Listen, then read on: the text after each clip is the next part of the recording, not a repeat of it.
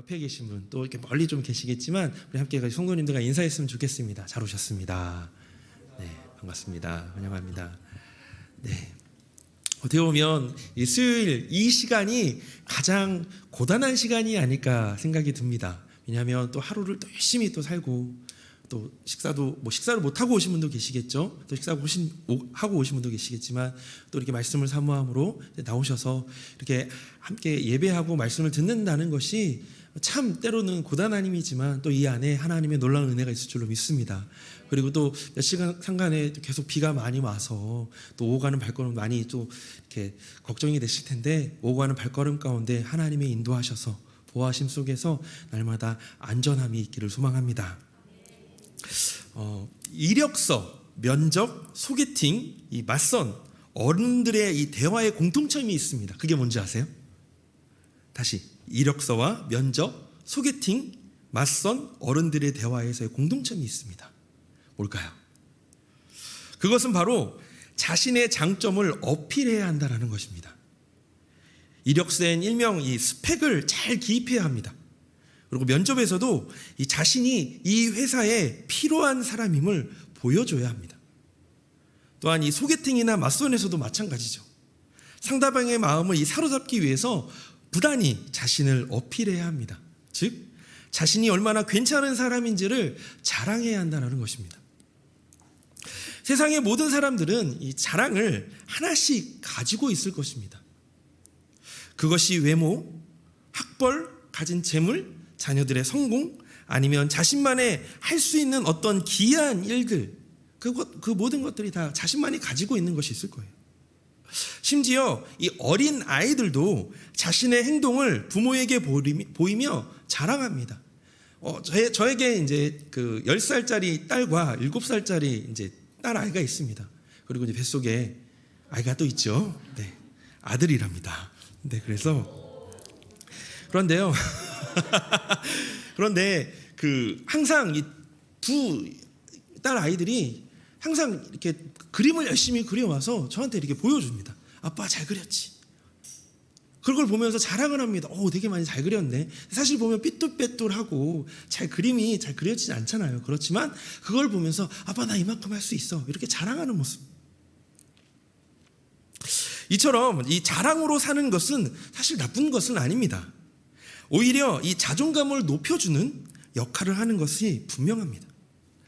하지만 이 자랑의 가치를 생각해 본다면 우리의 인생이 너무 가벼운 것을 자랑하고 있다라는 것을 알게 됩니다. 열심히 자랑을 늘어놓고 집에 돌아와 이 당시 상황을 복기해 보면 내가 왜 그렇게 말을 했을까? 후회하면서 얼굴이 화끈거릴 때가 있으니까요. 상대방은 관심도 없는데 말입니다. 관심도 없는데 저희는 계속 이 자랑을 늘어놓죠. 사실 이 누가 뭐라고 하든 우리 자신의 자랑거리는 우리 자신의 인생에 대한 가치의 지표일 것입니다. 자랑거리가 많으면 그것이 인생을 잘 살았다, 잘 살고 있다, 성공했다고 여겨집니다. 그런데 그것이 영원하지는 않습니다. 왜냐하면 자꾸 비교하게 되니까요.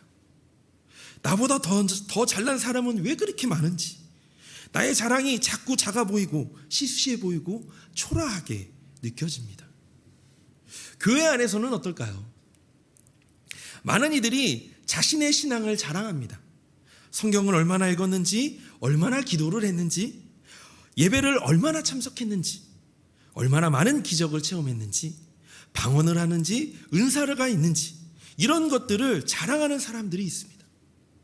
그런데 그리스도인으로서 이런 것들을 자랑하는 것이 정말 맞을까요?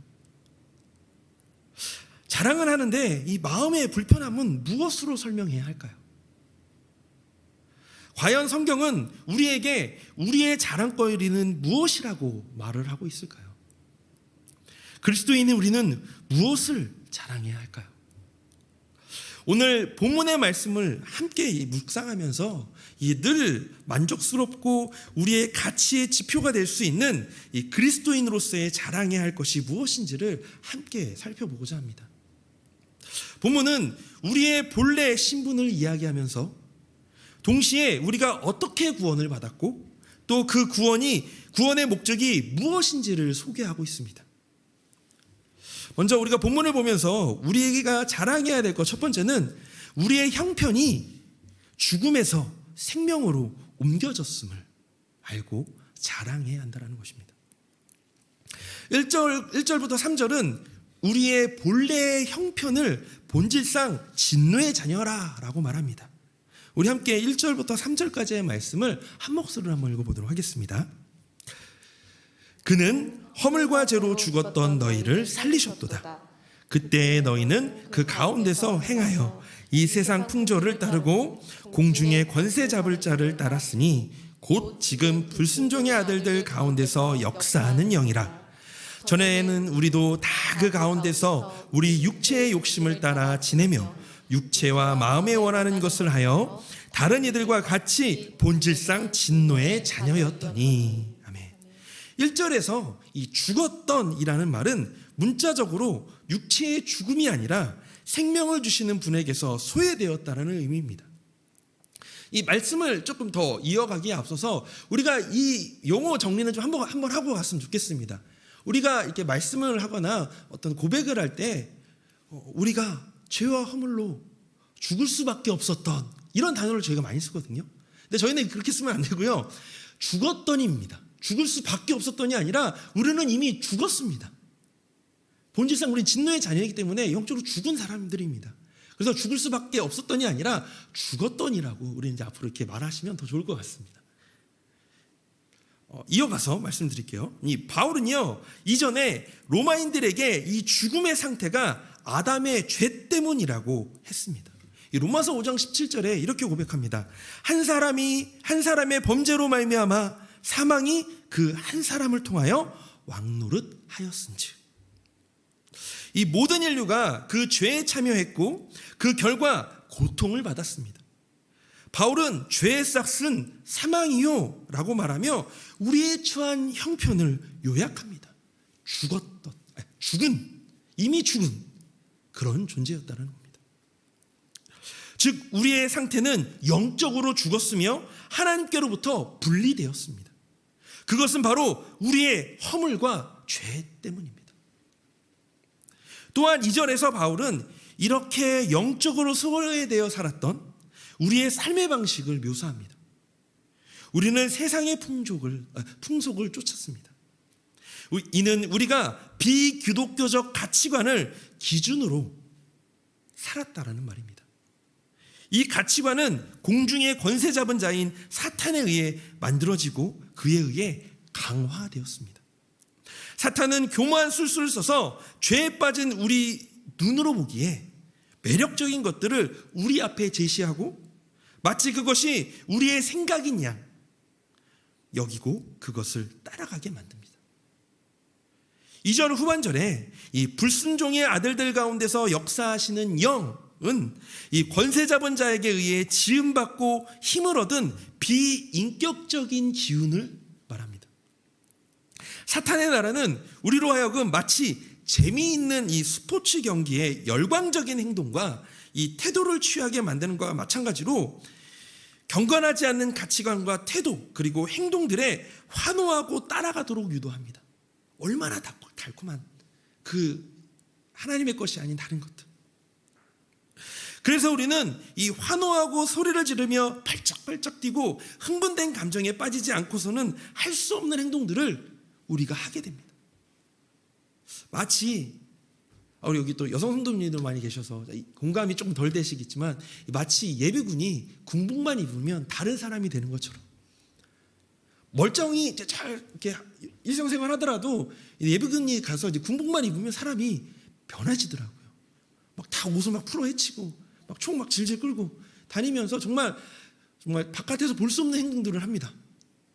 그러니까 그런 것처럼 우리가 그렇게 죄악된 속 안에서 그렇게 행동한다는 것이죠.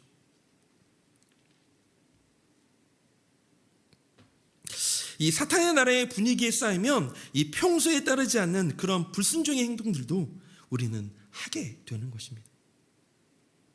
특히 사단에 의해 강화된 가치관은 우리로 하여금 이 금지된 욕망 가운데서 만족을 얻도록 합니다. 그 결과 우리는 진노의 자녀, 하나님의 진노의 대상이 되었습니다. 그래서 우리를 3절에서 말하는 바와 같이 본질상 진노의 자녀라고 말하고 있는 것입니다. 이 하나님의 진노는 우리의 삶 가운데서 두 가지의 방법으로 나타납니다. 먼저는 이 때때로 우리는 하나님의 원칙들을 범함으로써 자연스러운 인과응보의 결과를 빚습니다. 갈라디아서 6장 9절에 이렇게 얘기합니다. 우리가 무엇으로 심든지 그대로 거둔다라고요. 예를 들어 만일 급하고 화를 잘 낸다면 이 주위의 사람들로부터 미움과 이 저항을 받게 될 것입니다. 또한 베푸는 데에 인색하다면 결국 도움이 필요할 때에 도움을 받지 못하게 될 것입니다. 또한 때로는 하나님의 진노가 구체적이고 직접적인 하나님의 심판으로 우리에게 다가올 때도 있습니다. 그런 일들은 사실 좀 입증하기가 좀 어렵지만 이 성경에는 그런 일시적인 심판의 예가 나타나기도 합니다. 우리가 다 아시는 내용인데 사도행전 5장에 보면 아나니아와 삽비라 이야기 아시죠? 네, 하나님께 자신의 것들 다 드린다고 했는데 보니까 너무 아까운 거예요. 그래서 어떻게 했죠? 자신의 일부분을 떼어놓고 드리게 되죠. 그랬을 때 일어나게 됐던 그 아나니아 삽비라의 이야기들. 그리고 로마서 1장 후반절에 보면 사람이 죄악으로 인하여서 하나님이 내버려 두심으로 인하여서 남자는 남자를, 여자는 여자를 계속 자신의 그 죄악한 대로 흘러가는 모습들, 우리가 그것을 말씀을 통해서 보게 되어집니다. 한편 이 하나님 없는 인생에는 이 땅에서는 물론이고 죽음 이후에도 하나님의 진노가 분명히 나타날 것입니다. 히브리서 9장 27절 이렇게 얘기합니다. 한 번 죽는 것은 사람에게 정하신 것이요 그 후에는 심판이 있으리니. 하나님 없는 인생에 있어서 이 사실은 정말 끔찍한 것이 아닐 수 없습니다. 베드로후서 3장 7절은 이렇게 얘기합니다. 이제 하늘과 땅은 그 동일한 말씀으로 불사르기 위하여 간수하신 바 되어 경건치 아니한 사람들의 심판과 멸망의 날까지 보존하여 두신 것이라. 이렇듯 본문 1절에서 3절은 이미 영적으로 죽은 소망 없는 이전의 우리의 모습을 그리고 있습니다. 즉 바울은 자신을 포함한 모든 성도의 구원받기 전 상태가 그러했다는 것을 강조하고 있는 것입니다. 허물, 죄, 죽음, 세상 풍조, 불순종, 육체, 진노 등의 단어들이 만들어내는 의미의 영역이 하나님 없는 인생의 삶의 영역들이라는 것입니다. 어떻게 보면 우리가 그 영역들 가운데, 우리가 예수님을 믿기 이전에, 하나님을 알기 이전에 그 영역들 가운데 있었던 그런 진노의 자녀였다는 것이죠. 바울이 이처럼 구원받기 전 인간의 심각성을 최대치로 끌어올린 이유는 그 모든 상황에서 대반전을 가져오신 하나님의 사랑의 크기와 풍성함을 소개하기 위해서 있습니다. 4절에서 7절은 이 대반전을 일으키신 하나님의 사랑의 크기와 풍성함을 소개하고 있는데요. 우리 4절부터 7절의 말씀을 우리 새 번역으로 한번 같이 읽어보도록 하겠습니다. 4절부터입니다. 그러나 하나님은 자비가 넘치는 분이셔서 우리를 사랑하신 그 크신 사랑으로 말미암아 범죄로 죽은 우리를 그리스도와 함께 살려주셨습니다. 여러분은 은혜로 구원을 얻었습니다. 하나님께서 그리스도 예수 안에서 우리를 그분과 함께 살리시고 하늘에 함께 앉게 하셨습니다. 그것은 하나님께서 그리스도 예수 안에서 우리에게 자비로 베풀어 주신 그 은혜가 얼마나 풍성한지를 장차 올 모든 세대에게 드러내 보이시기 위함입니다. 아멘. 이 4절의 이 위대한 선언은요, 바로 이겁니다. 그러나 하나님이. 사실 개역개정에는, 번역에서는 이 그러나라는 말이 이제 들어있지는 않습니다. 빠져 있는데 다른 번역에 보면 이 그러나가 들어가 있어요. 본질상 우리가 진노의 자녀였더니 이제 우리는 원래는 진노의 자녀였고 죽었던 사람들이다. 결국은 우리는 하나님의 진노에서 없어질 사람들이다. 그런 거였는데 4절부터 대반전으로 그러나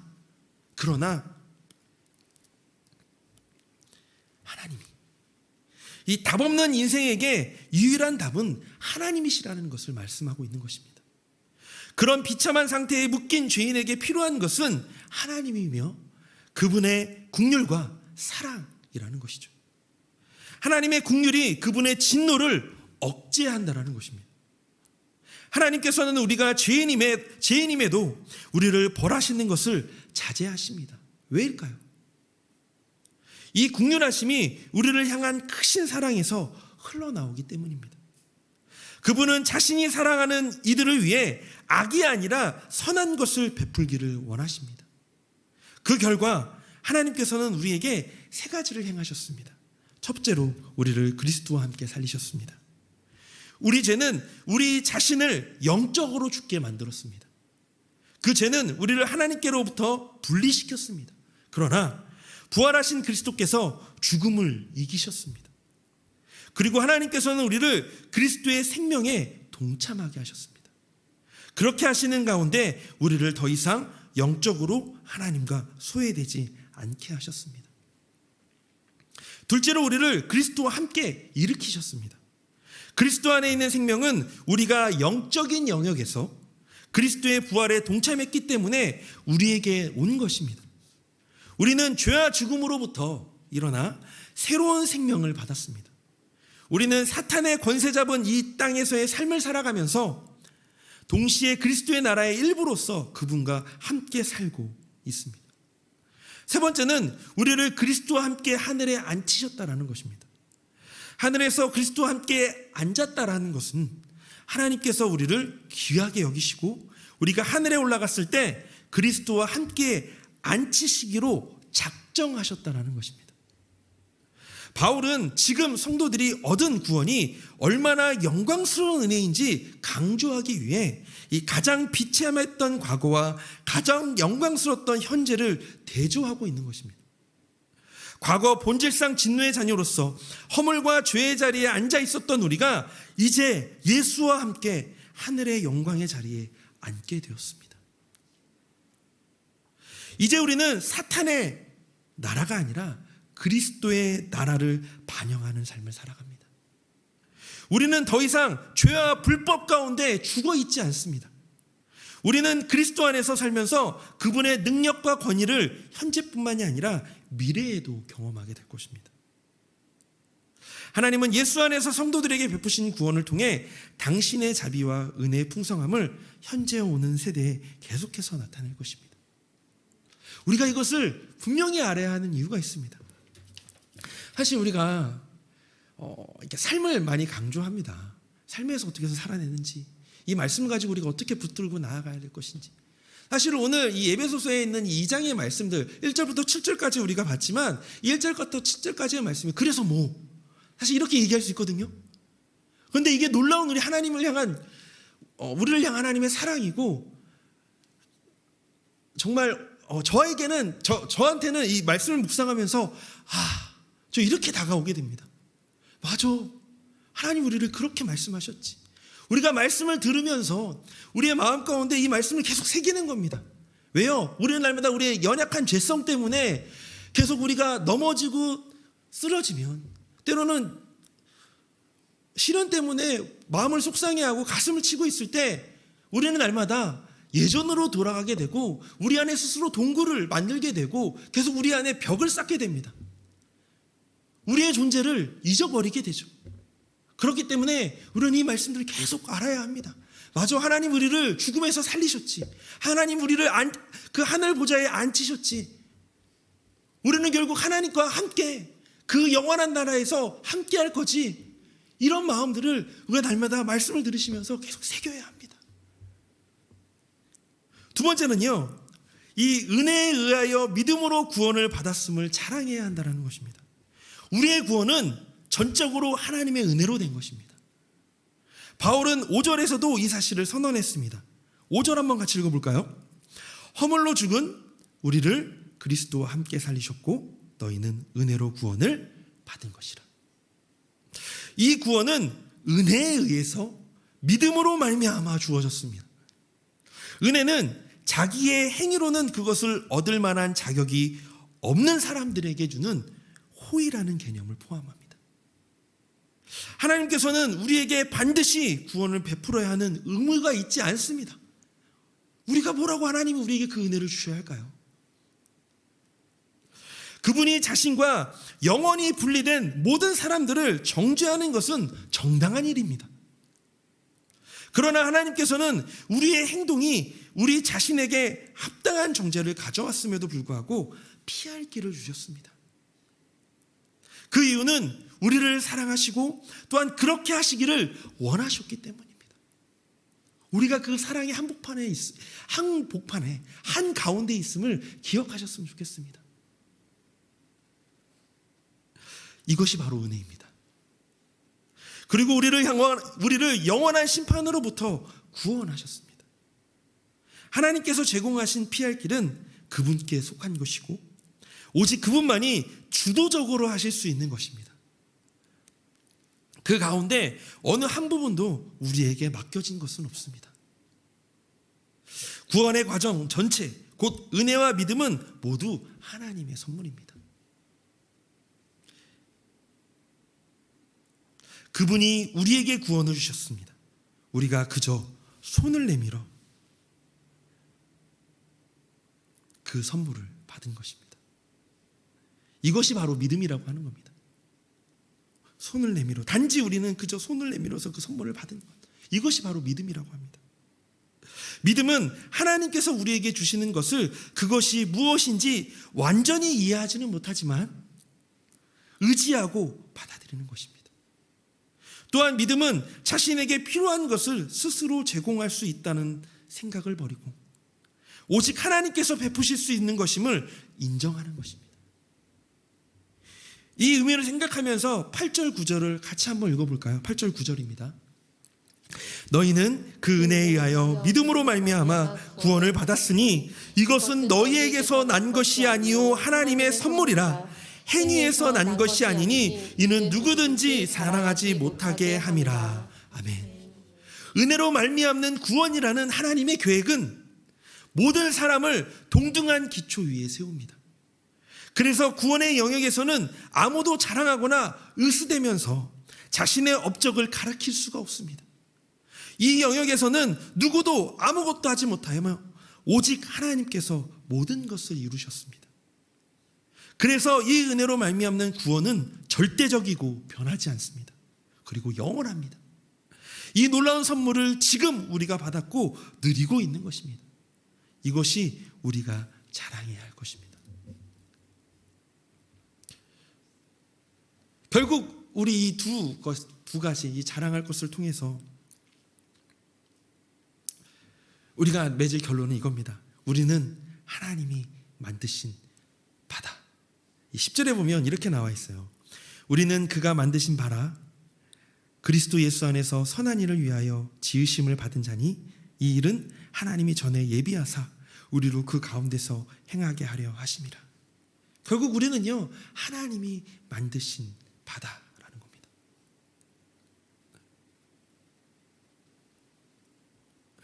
구원은 하나님만이 행하실 수 있는 일입니다. 그것은 우리 안에서 행하신 하나님의 능력 있고 창조적인 작업입니다. 사람들은 새로운 사람들을 재창조되고 그 새로운 사람들은 하나의 새로운 피조물, 즉 교회를 형성합니다. 여기에서 지으심을 받다 하는 동사는 오직 하나님께만 사용되어지는 겁니다. 왜냐하면 오직 하나님만이 창조를 하실 수 있기 때문입니다. 무에서 우주를 창조하셨듯이 하나님께서는 낡고 죽었고 죄악된 피조물이었던 우리들을 새롭고 살아있는 영적인 존재로 창조하셨습니다. 고린도후서 5장 17절에 이렇게 얘기하죠. 그런즉 누구든지 그리스도 안에 있으면 새로운 피조물이라 이전 것은 지나갔으니 보라 새 것이 되었도다. 그리고 하나님께서는 우리들을 하나의 연합된 몸 그분의 교회로 만드십니다. 하나님은 우리를 그분의 은혜와 긍휼을 보여주는 이 살아 숨쉬는 이 그림들이 되게 하셨습니다. 하나님께서는 우리를 철저하게 새로운 피조물이 되게 하셨을 뿐만이 아니라 그분의 예술성을 보여주는 전시물로서 사용하시기를 원하십니다. 그래서 우리를 하나님이 만드시는 바, 하나님의 최고의 걸작품이라고 이야기하는 겁니다. 그런데 우리는 이 스스로를 그렇게 생각하지 않는 것 같습니다. 우리 아이들에게 이런 찬양 많이 해요. 나는 걸작품, 하나님의 최고의 작품. 이런 얘기를 우리 스스로가 해주고 너는 그렇게 존귀한 자이다 라고 이야기하지만 정작 우리는 좀 그렇게 생각하지 못하는 것 같습니다. 늘 주위의 환경들로 인해 또한 연약한 죄성으로 무너지는 모습을 보면서 신앙생활도 일상의 삶에서도 늘 부족하고 별 볼 일 없다라고 생각합니다. 특별히 우리 자녀와 함께 하시는 분들에게는 자녀들에게 감정을 드러낼 때 그러지 말아야 하는데 자녀들에게 자기 안에 있는 이 분을 드러낼 때, 또한 일터에서 실수를 하거나 서투를 때, 또 관계 안에서 어려움을 느낄 때, 신앙생활이 무너졌다고 느낄 때, 내 삶에 은혜가 없다라고 느낄 때, 그럴 때 나는 별 볼 일 없는 사람인가 봐, 나는 정말 별로인가 봐 라고 생각하게 되는 것 같습니다. 이럴 때 좀 이런 생각을 해보셨으면 좋겠습니다. 아직 완성되지 않았다. 이 디모데 출판사에서 나온 이 메인 아이디어로 푸는 성경 시리즈 에베소서 편에 이런 글이 나와 있습니다. 한번 잘 들어보세요. 우리는 그리스도인이 되는 순간 어떤 의미에서 하나의 커다란 대리석 덩어리가 된 것 같다. 그리고 위대한 조각가이신 하나님은 우리를 조각하시기 이전에 이미 그 대리석 덩어리가 어떻게 보이면 좋을지를 세밀한 부분까지 모두 알고 계신다. 그러나 우리는 조각가이신 하나님의 목표를 분명히 알지 못하는 경우가 많다. 우리가 지금 보는 것은 조각이 깔끔하게 근사하게 깎이고 잘려진 모습이다. 그러나 아직은 최종적으로 완성된 작품을 볼 수는 없다. 그리고 우리는 이 미완성의 상태를 놓고 이것이 전부이며 우리의 현재의 모습이 영원히 계속될 것이라고 잘못된 결론을 내린다. 우리는 이렇게 말한다. 이건 별로예요. 이건 예술작품이라고 할 수가 없어요. 그러나 하나님께서는 아직 당신을 완성시키지 않으셨다. 당신은 이렇게 대답한다. 이쪽에 튀어나온 모서리 부분은 이 자리에 어울리지 않아 보이는데요. 그러나 하나님께서는 아직 당신을 완성시키지 않으셨다. 아니, 이분 분은 아직 손보지 않으셨네요. 하나님 도대체 언제 손보실 거예요? 그러나 하나님께서는 아직 당신을 완성시키지 않으셨다. 우리의 눈에 보이는 이 모든 불완전함의 대답은 사실 하나님께서는 아직 우리를 완성시키지 않으셨다입니다. 나는 안 되나 봐. 나는 여기까지인가 봐가 아니라 아직 하나님께서 우리를 완성시키지 않으셨다. 그분이 우리를 완성시키시는 날 우리는 완벽하고 온전해져서 아무 결점이 없게 될 것입니다. 이것은 우리의 창조주께서 이 창조주께 영광을 돌릴 일인데, 이 온 우주는 우리를 보며 이렇게 외칠 것입니다. 하나님께 영광을 돌립니다. 주님이 오시는 그날이에요. 이것이 바로 하나님이 만드신 바가 의미하는 것입니다. 그러나 우리는 인내해야 합니다. 하나님께서는 우리를 아직 완성시키시지 않으셨기 때문입니다. 그러므로 우리는 매일의 삶을 살며 이 은혜에 힘입어 살아가야 합니다. 주님이 오시는 날, 그날이 오면 우리는 영화롭게 변화될 것이다. 그날을 기대하며 우리는 오늘도 삶의 모든 순간을 통해 더욱 귀한 걸작품으로 만들어 가시는 하나님을 의지할 뿐입니다. 내가 주인 삼은이라는 찬양을 아시죠? 내가 주인 삼은 모든 것을 내려놓고 내가 사랑했던 모든 것을 내려놓는 것, 즉 삶에서 나를 완성시켜 가실 하나님을 기대하며 움켜쥐고 싶고 지키고 싶지만 내려놓고 인내하는 것. 그때 그 거친 파도가 치는 것 같고 폭풍과 같은 삶의 현장에서 하나님의 사랑이 나와 함께 하심을 느끼게 될 것입니다. 흔들리지 않을 것입니다. 또한 오직 하나님의 은혜로 죽었던 나를 살리셨음을 진정으로 깨닫고 경험하게 되고 자랑하게 될 것입니다. 내가 귀한 가치 있는 걸작품이라는 것을 알게 되실 것입니다.